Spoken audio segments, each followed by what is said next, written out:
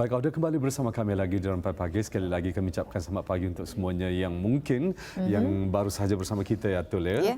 Jadi sempena kita berada di pagi Jumaat yang mulia ini dan seperti biasanya ya di pagi Jumaat ini kita bersama dalam segmen Elit Rohani. Dan kali ini kita akan memperkatakan mengenai dengan khauf ataupun rasa takut dan gerun. Jadi bersama dengan tetamu kita, seorang narasumber kita iaitu Yang Mulia Puan Dr. Hajah Masyuriati binti Haji Yahya, merupakan Timbalan Pengarah Pusat Penataran Ilmu dan Bahasa Universiti Islam Sultan Sharif Ali UNISA. Kita ucapkan Assalamualaikum.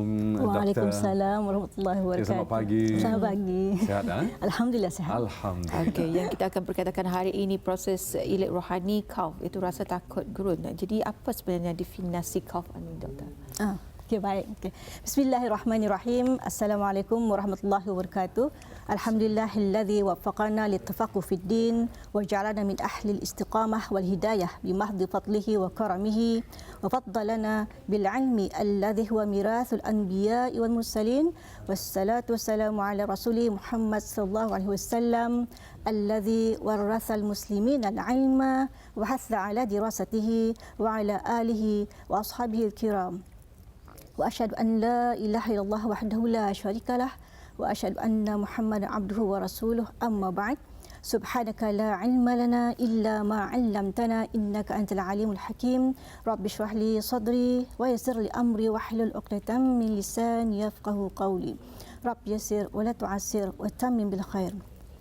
Baik, sebagai menjawab daripada persoalan sebelumnya kepada para penonton dan para pendengar yang dirahmati Allah, insya-Allah dalam segmen Elit Rohani kali ini kita ni akan bercakap tentang khauf. Khauf artinya rasa takut, rasa takut dan gerun, yang sebenarnya mempunyai hubungan kait dengan tajuk segmen sebelum ini iaitu muraqabah.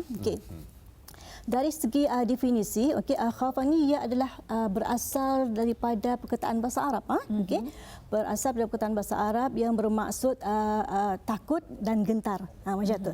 Artinya mesti ada rasa takut itu, mesti juga ada rasa gentar itu, macam tu.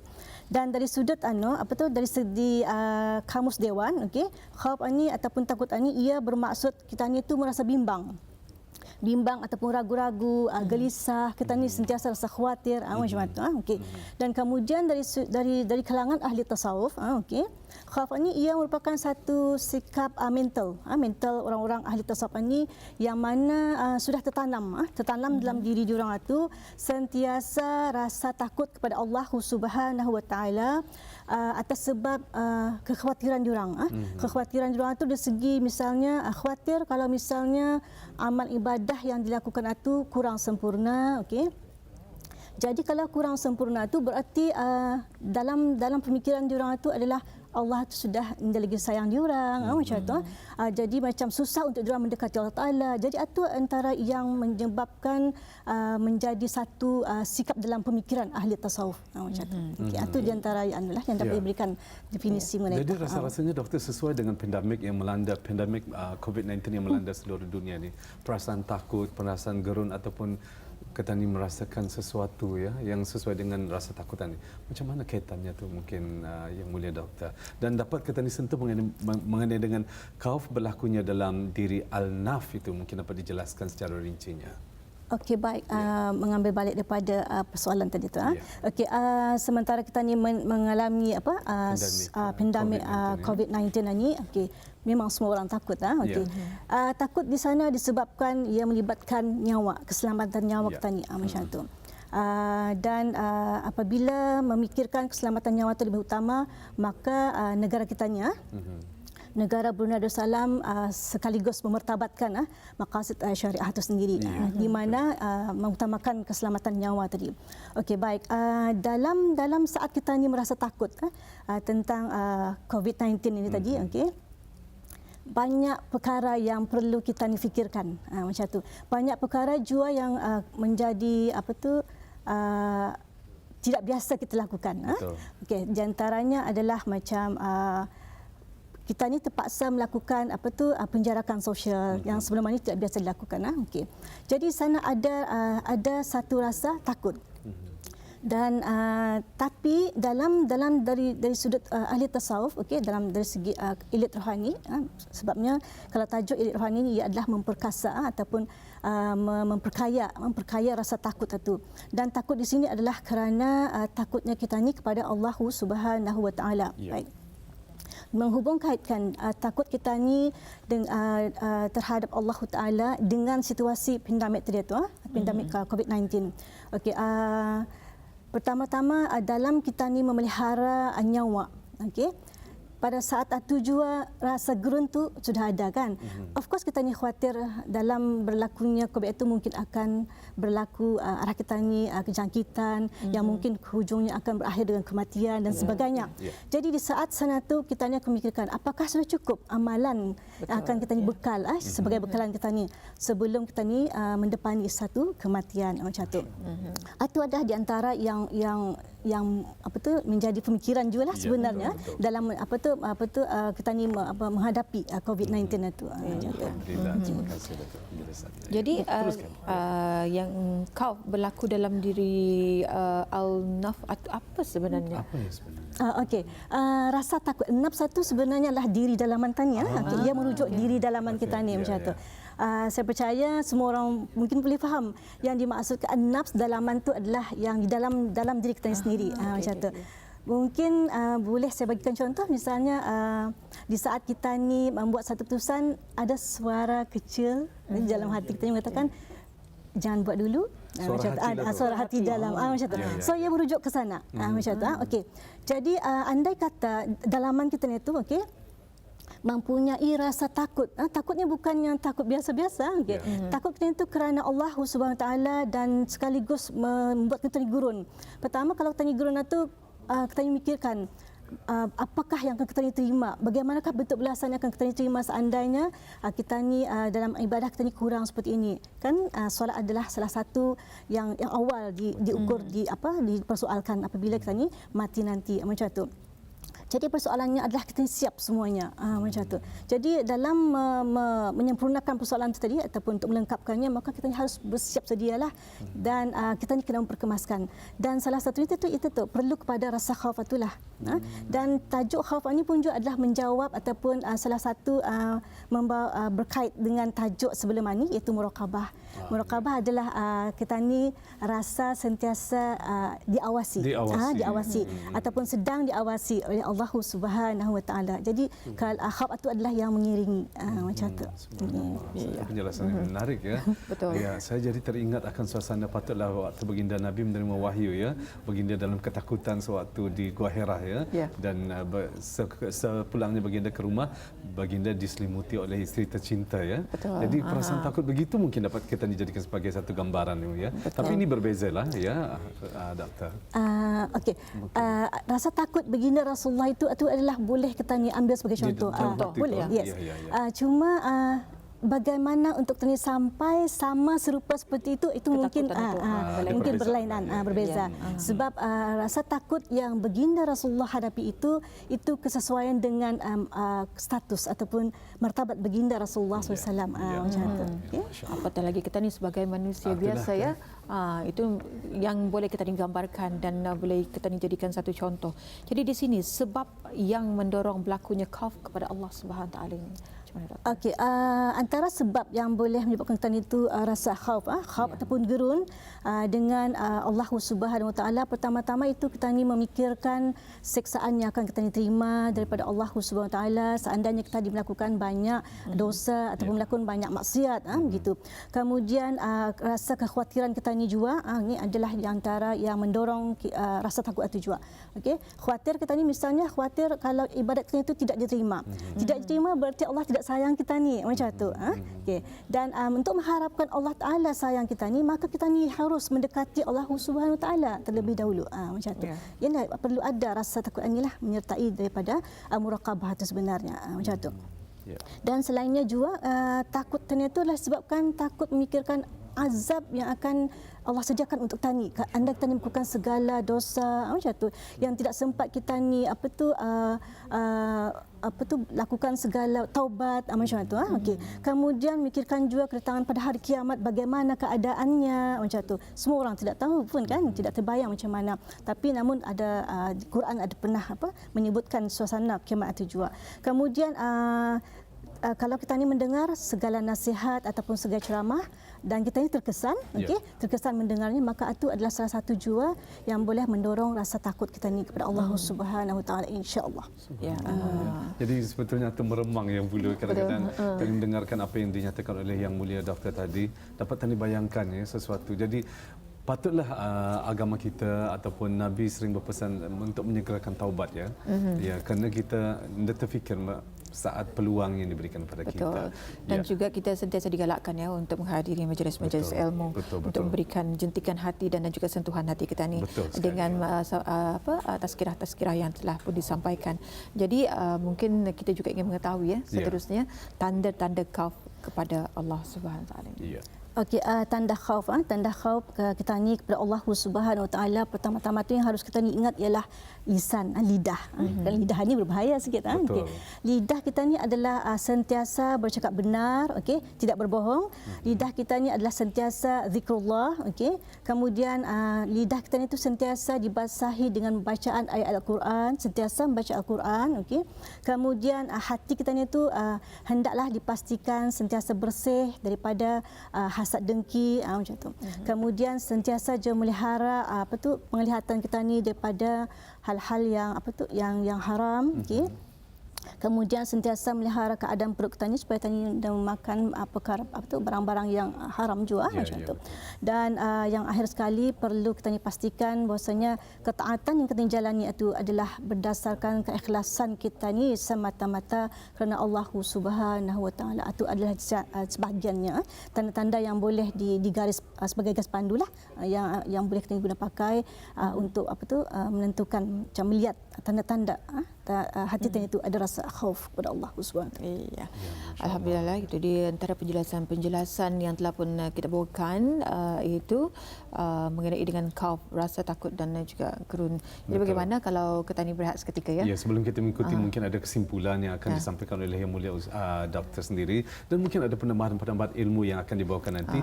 Bagaimana kita berehat seketika dan Auda jangan ke mana-mana, terus bersama kami di Rampai Pagi. Jadi Doktor, kita berehat seketika ya. Baik Auda, kembali selepas ini.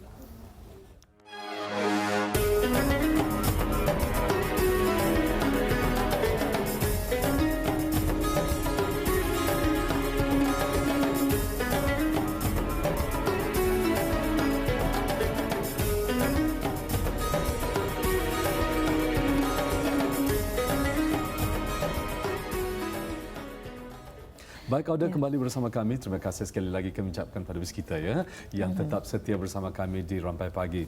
Dan pada saat ini kita bersama dalam segmen Elit Rohani. Setiap Saban Minggu kami bawakan bila hadirnya hari Jumaat ini, kita bawakan nerusi Tarbiyah Al-Naf ini ataupun Elit Rohani ini dengan membawakan tajuk-tajuk ataupun topik-topik yang akan kita kupas dan akan kita kongsikan bersama.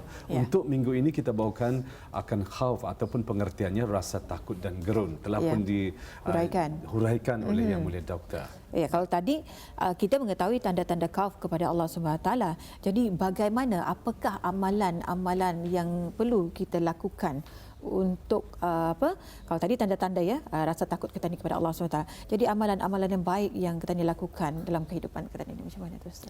Baik, menyentuh kepada amalan mana yang sepatutnya yang boleh kita ni lakukan untuk menyuntik rasa takut kita ni itu supaya timbul rasa takut kita ni itu supaya timbul rasa gerun kita ni itu kepada Allah Subhanahu Wa Taala.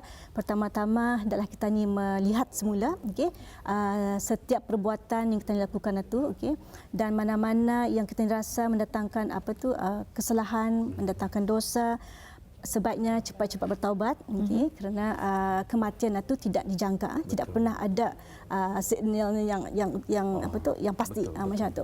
Kematian akan berlaku bila-bila masa. Jadi kita ni bersiap sedia dan muhasabah dirilah tadi itu sebenarnya, kemudian tani lakukan taubat, kemudian tani buatkan perisian, okey, tani buatkan perisian itu dengan menjaga semula ataupun berhati-hati dalam menunaikan solat. Tani perbaiki, perhalusi tani punya solat tu. Maksudnya kalau solat tu, kalau sebelum ni tani mungkin solat kurang khusyuk, okey, usahakan dengan khusyuk. Sebab khusyuk tu ia berkaitan dengan kita ni mendepani Allah Subhanahu Wa Taala tu direct sebenarnya. Tidak ada pertengahan, tidak ada pertengahan. Kita ni direct dengan Allah Subhanahu Wa Taala. Dan artinya kita ni berbicara dalam solat tu, kita ni mohon doa apa tu sebenarnya direct kepada Allah Subhanahu Wa Taala. Tiada perantaraan. Jadi kita ni kena dalam berdoa, dalam kita ni melakukan solat, apapun sebutan hendaklah melakukan dengan terang, benar, khusyuk, berhati-hati macam tu. Itu salah satu yang kita ni hayati, akan menyuntik rasa takut kita ni kepada Allah Subhanahu Wa Taala. Ya, alhamdulillah. Jadi mudah-mudahan ada perkongsian yang telah dibawakan tadi sedikit sebanyak membuka pintu hati kita ni untuk lebih mendekatkan diri kita ni kepada Allah Subhanahu Wa Taala. Dan kita ni renung, betul kata yang mulia doktor tadi, kita renung ataupun kita ni pandang seketika ke belakang apa yang telah terjadi ataupun berlaku pada diri kita ni pada saat-saat yang terdekat ni, apa yang melanda seluruh dunia itu sebetulnya merupakan teguran bagi saya. Ia bersifat teguran secara peribadi doktor Jadi mudah-mudahan dengan apa yang telah terjadi ataupun ialah perkara-perkara yang Tani lalui beberapa waktu yang terdekat ini dapat memberikan kita ni pendidikan ataupun muhasabah dalam diri kita ni. Jadi dengan adanya kita ni menyentuh doktor yang mengenai dengan rasa takut tadi ataupun khauf ni dengan wabak COVID-19 yang melanda di negara kita ni Brunei Darussalam. Tadi pun doktor sudah menjelaskan mengenai perkara sedemikian. Jadi antara hikmah yang kita ni dapat dengan rasa ketakutan kita ni, dengan seperti yang doktor jelaskan, jadi apa hikmah yang kita ni dapat dengan adanya wabak COVID-19 yang melanda negara kita ni? Baik, secara peribadi saya melihat saya melihat keadaan masyarakat Brunei, okey, khususnya masyarakat Islam, okey, dalam mendepani COVID-19 ini satu perkara yang sangat terkesanlah apabila Ramadan kita ni pada tahun ini kita ni tidak lagi berjemaah di dalam masjid. Jadi satu suasana yang sangat haru, sangat pilu rasanya.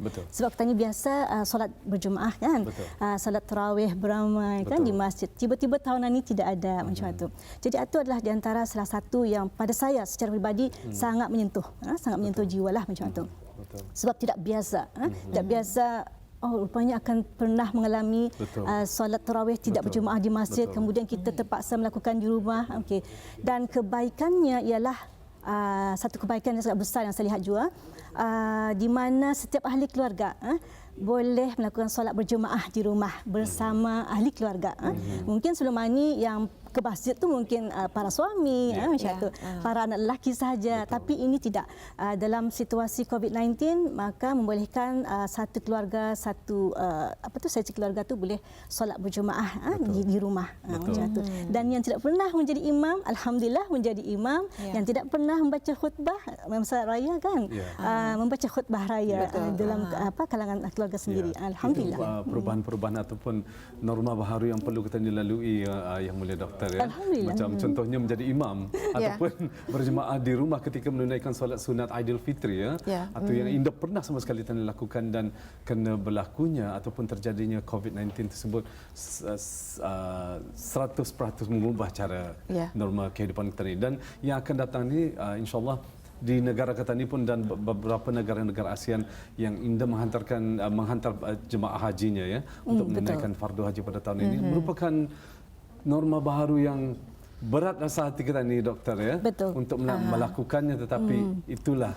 yang perlu kita lalui dan rata-rata kita pun merasakan kesedihan tersebut meluahkan rasa kesedihan tersebut. Mungkin ada yang dapat dikongsikan sedikit daripada doktor sendiri. Okey, selain pada itu kita ni pun rasa sedih kan sebab indah dapat melakukan solat Jumaat kan. Sebab kita ni di kalangan kita ni memang biasa melakukan solat Jumaat berjemaah di masjid. Tiba-tiba masjid ditutup, rasa ganjil kan, sangat ganjil.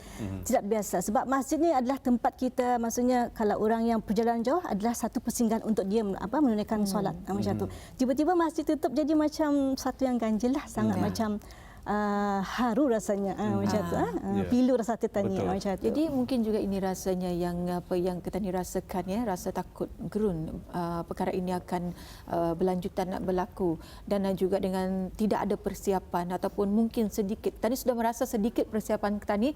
Bayangkan yang dah pernah jadi imam, menjadi imam kadang-kadang katanya payah aku jadi imam ni, payah aku sembahyang tarawih, aku dah tahu ini dan sebagainya. Jadi di sana sudah menandakan kita ni tu kurang persediaan dalam kehidupan kita ni. Apatah lagi kalau kita ni ditimpa masalah yang sangat besar dalam kehidupan. Jadi mungkin itu yang dapat kita rasakan ya, rasa khauf, rasa takut dan juga gerun dengan ujian yang Allah berikan. Apatah lagi kalau kita ni melakukan kesilapan-kesilapan yang kita ni lalu ya. Betul. Dan saya jadi teringat pada satu petikan hadis, maafkan saya bukanlah pakar dalam bidang hadis ya. Tapi saya jadi teringat kerana sering mendengarkan beberapa ceramah-ceramah yang dibawakan. Ada satu petikan hadis dan merupakan firman Allah SWT. Maafkan saya jika saya tersalah ya. Kerana Allah pernah berfirman ada pada satu saat kita manusia akan diuji dengan kelaparan, ketakutan dan sebagainya. Mungkin dapat sedikit ustazah kita masih ada masa yang tolong mungkin dapat dihuraikan sedikit dari petikan hadis tersebut ya. Okey, baik. Memang kita ni akan diuji. Sememangnya Allah Taala menjadikan kita ini sebenarnya adalah untuk melalui ujian sebenarnya, untuk melalui satu ujian. Okey. Allah Taala tidak menjadikan kita ini sia-sia, tapi dijadikan kita itu adalah untuk melalui satu ujian. Okey.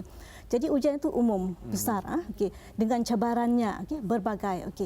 Berbalik kepada menyentuh kelaparan dan ketakutan itu, yang boleh kita ambil, yang boleh kita pengalaman ataupun yang kita rasai sekarang mengenai dengan COVID-19 ini adalah salah satu daripadanya, okey. Itulah ya. Salah satu daripadanya di mana semua orang rasa takut sebab ia melibatkan nyawa macam tu. Sehingga kan kita, di sini yang berperanan tu adalah sentuhan. Sentuhan itu menyebabkan berlakunya jangkitan macam tu. Sentuhan sahaja. Sedangkan sentuhan ini adalah perkara yang biasa kita ni buat kan sebenarnya. Biasa normal macam tu. Tapi tiba-tiba dengan COVID-19 maka perbuatan sentuhan itu terpaksa kita ni tahan. Dan di situ kalau kita boleh fikirkan di saat itu Allah Taala menarik sedikit nikmat sentuhan itu sebenarnya. Dan apa yang buat kita gembira pada petikan hadis tersebut ya, ataupun firman tersebut ya, Yang Mulia Doktor, di penghujungnya kecuali bagi orang-orang yang beriman maka nantikanlah saat berita gembira ya, itu basyirah ya. Berita gembira ataupun khabar gembira yang akan kita terima. Alhamdulillah. Alhamdulillah. Okay. Jadi jika kita bersabar dan kita dirikan solat, maka berita gembira akan kita terimalah ya. InsyaAllah. Ya. Alhamdulillah. Terima kasih kita ucapkan. Mungkin ada kesimpulan yang ingin kita ketahui dalam tajuk yang kita bawakan pada hari ini, proses elit rohani khauf, rasa takut dan juga gerun. Silakan Doktor. Okey, baik. Khauf ini merupakan satu sikap yang semestinya kita ni berusaha untuk memiliki. Biar nantinya rasa takut itu sentiasa ada dalam diri kita ni tadi, dan akan akhirnya tani sendiri rasa gerun juga, dan rasa takut ini juga rasa takut dan gerun ini ia akan dapat melihara kita sendiri juga lah daripada sentiasa melakukan dosa, kesalahan, dan akan menyebabkan kita ini sentiasa melakukan solat taubat, okey. Dan oleh sebab itu khauf ini adalah memainkan peranan pentinglah juga dalam mempertingkatkan kita ni punya kekayaan rohani kita ni. Dan mudah-mudahan apa yang saya kongsikan ini tadi memberikan manfaat kepada semua orang, insya-Allah, walaupun sedikit mungkin ada manfaatnya, insya-Allah. Ya, baik, terima kasih banyak kami ucapkan kepada Yang Mulia Dr. Hajah Masuriyawati binti Haji Yahya, itu Timbalan, Pengarah Pusat Pendataran Ilmu dan juga Bahasa Unisa. Terima kasih banyak Doktor. Assalamualaikum. Waalaikumsalam warahmatullahi wabarakatuh.